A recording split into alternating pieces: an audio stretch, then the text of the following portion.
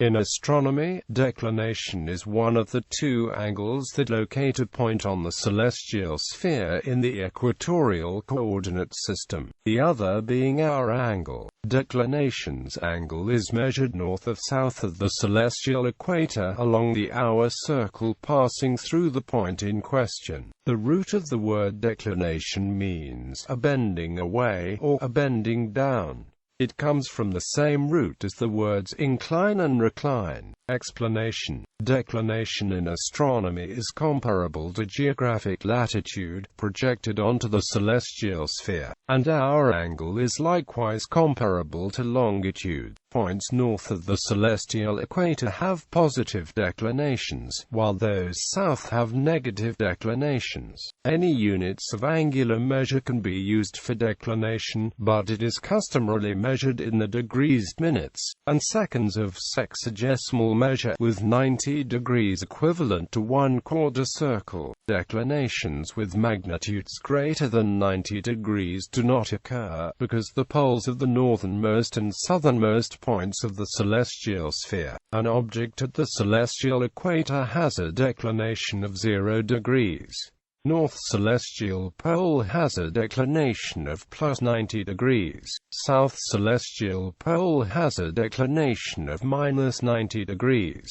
The sign is customarily included whether positive or negative. Effects of precession. The Earth's axis rotates slowly westward about the poles of the ecliptic, completing one circuit in about 26,000 years. This effect, known as precession, causes the coordinates of stationary celestial objects to change continuously, if rather slowly. Therefore, equatorial coordinates are inherently relative to the year of their observation, and astronomers specify them with reference to a particular year, known as an epoch. Coordinates from different epochs must be mathematically rotated to match each other, or to match a standard epoch. The currently used standard epoch is J2000.0, which is January 1, 2000 at 12 o'clock TT.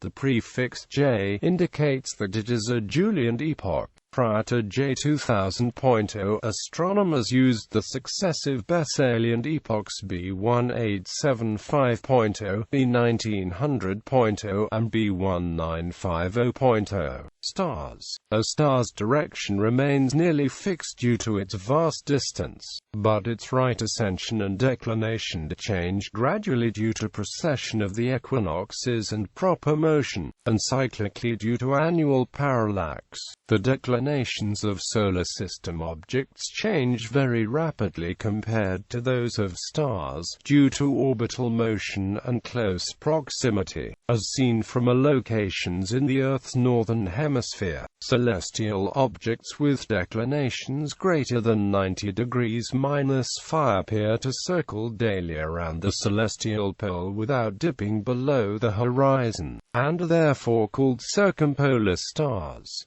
This similarly occurs in the southern hemisphere for objects with declinations less than -90 degrees -phi. An extreme example is the pole star, which has a declination near to +90 degrees. So is circumpolar as seen from anywhere in the northern hemisphere except very close to the equator. Circumpolar stars never dip below the horizon. Conversely, there are other stars that never rise above the horizon, as seen from any given point on the Earth's surface.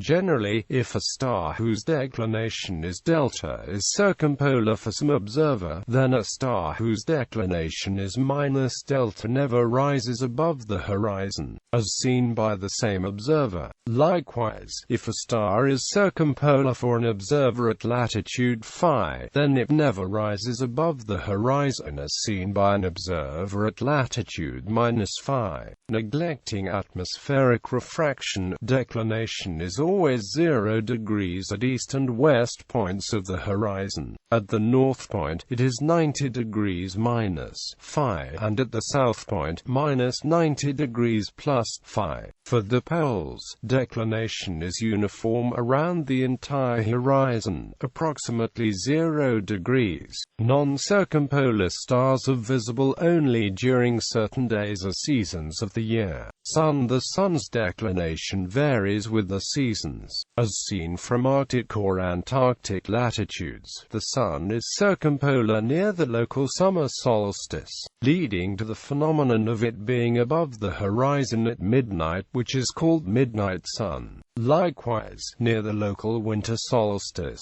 the sun remains below the horizon all day, which is called polar night.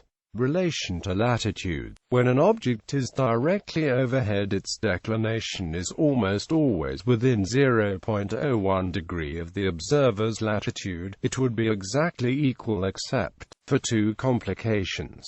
The first complication applies to all celestial objects. The object's declination equals the observer's astronomic latitude, but the term latitude ordinarily means geodetic latitude, which is the latitude on maps and GPS devices. In the continental United States and surrounding area, the difference is typically a few arcseconds but can be as great as 41 arcseconds. The second complication is that, assuming no deflection of the vertical overhead, means perpendicular to the ellipsoid at observer's location, but the perpendicular line does not pass through the center of the Earth. Almanacs give declinations measured at the center of the Earth. For the Moon, this discrepancy can reach 0.003 degree. The Sun and planets are hundreds of times more distant, and for them the discrepancy is proportionately smaller.